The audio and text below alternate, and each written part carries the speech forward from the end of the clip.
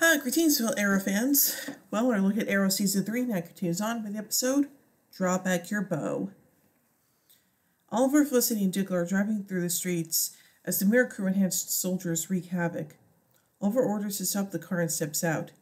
A henchman is seen holding a red-haired woman up by her throat. Oliver saves her by quickly shooting and taking the henchman down. He and Diggle jump back in the car and the woman is seen looking at the Arrow.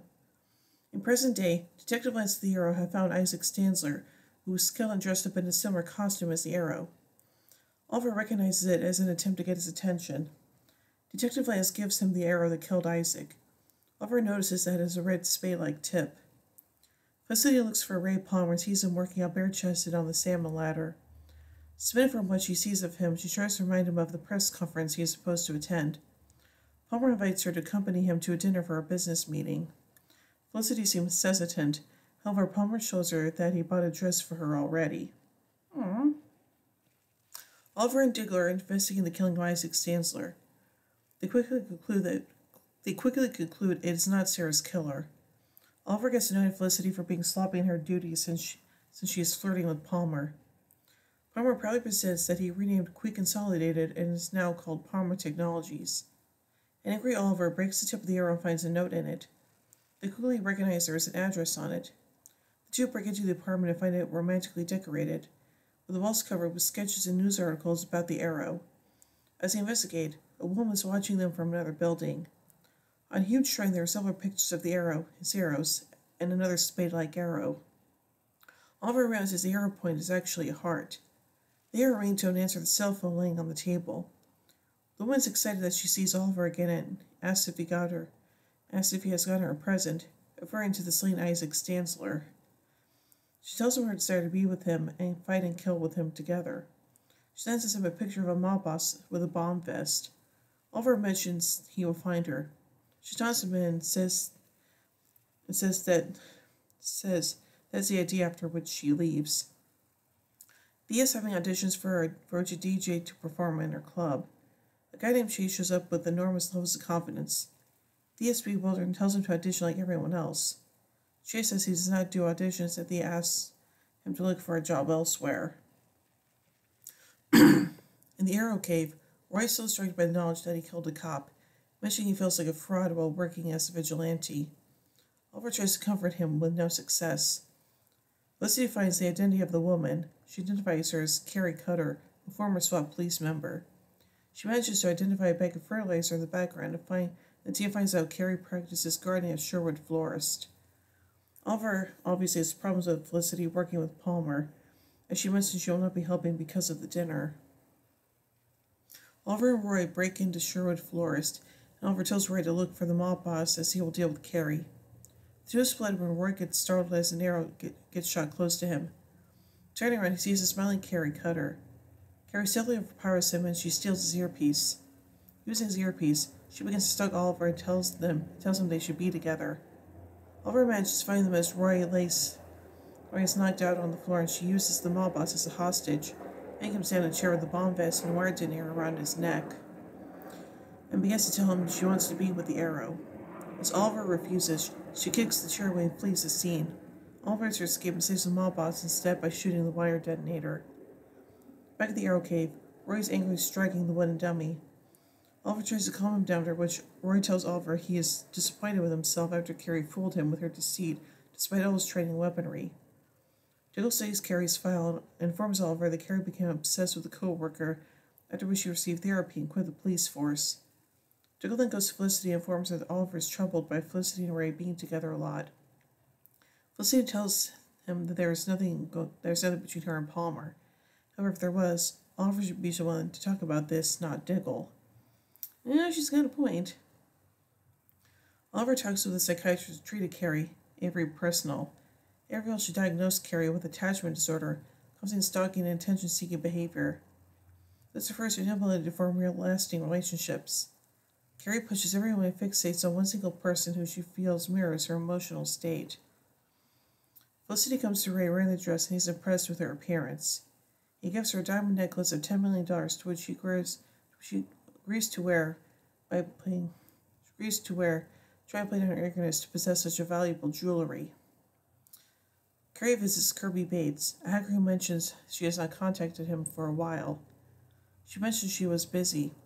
He shows her the algorithm he developed that has measured the response times of the arrow to all the places he has been active. He traced the base of the arrow to the nightclub Verdant. Carrie sits on his lap begins to kiss him, after which she kills him by stabbing him with an arrow in the neck, saying that she has already spoken for. Captain Elias investigates the killing of the hacker and informs the arrow about it. Arrow then talks to Diggle that he is troubled by Felicity's moving on and getting closer to Palmer. He's mentioning he cannot be with her while being the arrow. Aww. Carrie enters Vernon during his grand reopening and walks straight past Roy, who talks with Thea about the DJ who is messing it up. Thea tells the DJ to move, after which Chase shows up. He makes fun about the situation and agrees to help Thea for a big payment. Thea agrees and he takes over, making the crowd dance. Diggle gets informed about the algorithm and warns Oliver that Carrie is possibly inverted.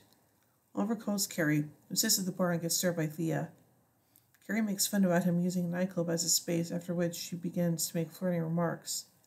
Oliver tries to persuade her to meet him outside the nightclub and attempt to get her away from Thea. Carrie agrees, but warns him she will kill everyone in the club if he does not show up. Carrie makes the arrow meet at her place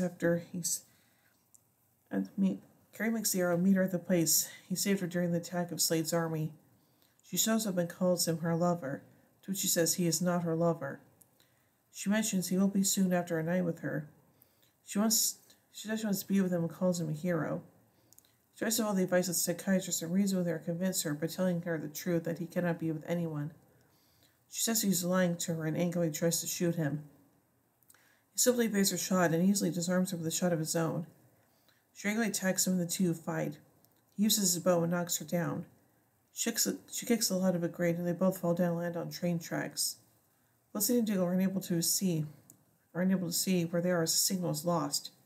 The two of them keep fighting. However, when Oliver loses his bow, Carrie stealthily uses her handcuffs to cuff him to the tracks. She says she does not want this while Oliver tries to reason with her. However, she prepares for both of them to die together as the train drives toward them. Oliver dislocates his own thumb and pulls her off the tracks just in time. She's shocked as she realizes he saved her again, seemingly thinking he did love her.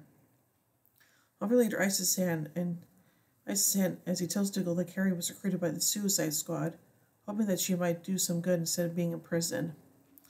Diggle explains Felicity heard what he said to Carrie and knows Carrie assumed it as a lie.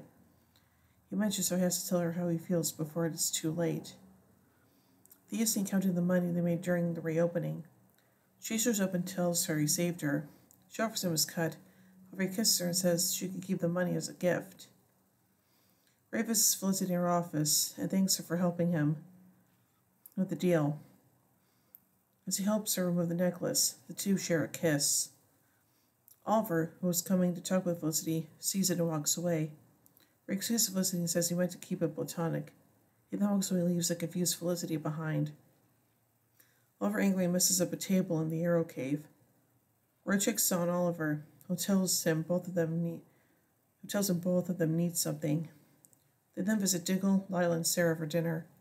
Ray is seen checking out a design for an armored suit. An Asian man is seen walking through an alley when he realizes he's being followed. He tells the man following him to back off. The perpetrator then kills him with a boomerang-like weapon. Dun dun dun. So now let's take a look at some trivia surrounding this episode. This episode is tied with Midnight City as the lowest rated episode of Season 3 with a rating of 7.8 on IMDb. The bag of fertilizer in the photograph is labeled MPP. This may be a reference to an earlier name for the DC Comics company, National Periodical Publications. For the opening sequence of the episode, the airhead is modified to one of Cupid's heart-shaped ones. It will later be reused in the Season 4 episode, Broken Hearts.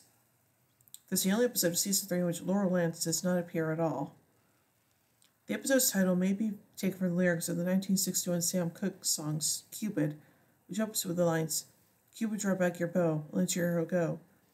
Straight to my lover's heart, for me, for me." The Arrow and Arsenal find Cupid with hostage at Sherwood Florist. In the comics, Black Canary once owned a flower shop with the same name in Seattle. At the end of the episode, Diggle comments that the Suicide Squad found Carrie to be even nuttier than the woman who was previously on the team. This is an indirect reference to Harley Quinn. In the flashbacks, Tess refers to Oliver as a gaijin, meaning evolving from foreigner to something the more ostracizing tone, outsider. Oliver later counter argues that Tetsu herself is also a gaijin, as she is from Japan but lives in Hong Kong.